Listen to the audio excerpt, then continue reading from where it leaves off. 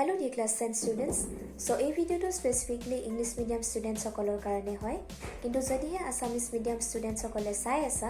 তেনেহলে ভিডিওটো কন্টিনিউ কৰিব পাৰা কাৰণ এই ভিডিওটোত আজি মই তোমালোকক সায়েন্সৰ উইক সেকশন গিটা কেনেকৈ 2 মান্থছৰ ভিতৰত ইমপ্ৰুভ কৰিব পাৰি তাৰে কিছুমান স্ট্ৰেটেজি শেয়াৰ কৰিম এনিৱেজ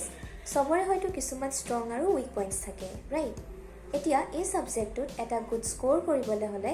তোমালোকে অকল ষ্ট্ৰং পইণ্টছ কিটাতে ওয়াৰ্ক কৰিলে নহব you have to work on your weak points as well so ফাৰ্ষ্টতে মই সাজেষ্ট কৰিম তোমালোকে লং টাৰ্ম প্ল্যান নকৰিবা উইকলি প্ল্যান কৰা আৰু 100% দিবলৈ ট্ৰাই কৰা just push your limit guys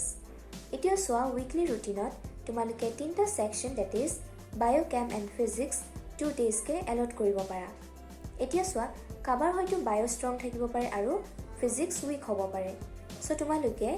weekly ৰুটিনত বায়ো এদিন পঢ়ি আৰু বাকি 3 দিন তোমালোকে ফিজিক্সৰ টাইমটো ইউটিলাইজ কৰিব পাৰা and remember one thing Sunday will be your weekly revision এতিয়া বায়ো পঢ়োতে হয়তো ইমান প্ৰবলেম হ'ব নালাগে আই সাপোজ সো ফাৰ্ষ্টতে তোমালোকে ক্লাसेस এটেন্ড কৰাৰ পিছত এনচিইআৰটি খন ৰিড কৰিবা আৰু তাৰ পিছত নোটছবোৰ ফলো কৰিব পাৰা কিন্তু ফিজিক্স আৰু কেমিষ্ট্ৰি পঢ়োতে তোমালোকৰ এফৰ্টছ ডাবল হ'ব লাগিব সো ফিজিক্স পঢ়োতে ফাৰ্ষ্ট অফ অল গোটেই কনসেপ্টছ ক্লিয়াৰ থাকিবই লাগিব আৰু তাৰ কাৰণে আমাৰ লেকচাৰছ এটেন্ড কৰিলেও হৈ যাব কাৰণ ভিডিঅ'ছবোৰ completely NCERT based covering all the conceptions and most importantly videos are not that long so guys you can check it out okay next ষ্টেপত এনচিইআৰটি খন ৰিড কৰাৰ পিছত এটা পাৰ্টিকুলাৰ চেপ্টাৰৰ পৰা যিমান ইউনিটছ ফৰ্মুলা আৰু কনসেপ্টছ ওলাই সব নোট কৰি যাবা দীঘলকৈ নহয় জাষ্ট কি পইণ্টছবোৰ আৰু লাষ্ট ষ্টেপত নিউমেৰিকেলছবোৰ প্ৰেক্টিছ কৰিব লাগিবই and that's the only way how you can apply the whole concept okay guys so তোমালোকৰ concepts clear থাকিলে definitely MCQs বোৰো easily attempt কৰিব পাৰিবা এতিয়া কেমিষ্ট্ৰি খন যদি টান পোৱা ফাৰ্ষ্টতে সাবজেক্টক ইন্টাৰেষ্টিং কৰি লোৱা and it is interesting actually so chemistry খন পঢ়োতে তোমালোকে ফিজিক্স আৰু বায়ো নিচিনা সেম স্টেপছে ফলো কৰিবা but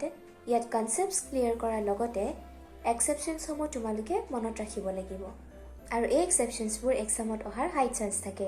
B it in the form of MCQs okay guys last ষ্টেপত যিমানবোৰ ৰিয়েকশ্যনছ আছে সবৰে কেমিকেল ইকুৱেশ্যনছবোৰ লিখি প্ৰেক্টিছ কৰিবা তেতিয়াহে কম্পাউণ্ডবোৰৰ ফৰ্মুলাখিনি ৰিটেইন হ'ব ওকে ষ্টুডেণ্টছ চ' ফাইনেলি উইকলি টাৰ্গেট কমপ্লিট হোৱাৰ পিছত PYQ ছল্ভ কৰিবা ডোণ্ট ৱাৰি গোটেই পেপাৰ ছল্ভ কৰিব নোৱাৰিলেও উইকটোত পঢ়া টপিক যদি কৰিব পাৰা then trust me you are on the right track so guys tighten your seatbelt and if you have any doubt you can comment below thank you and all the best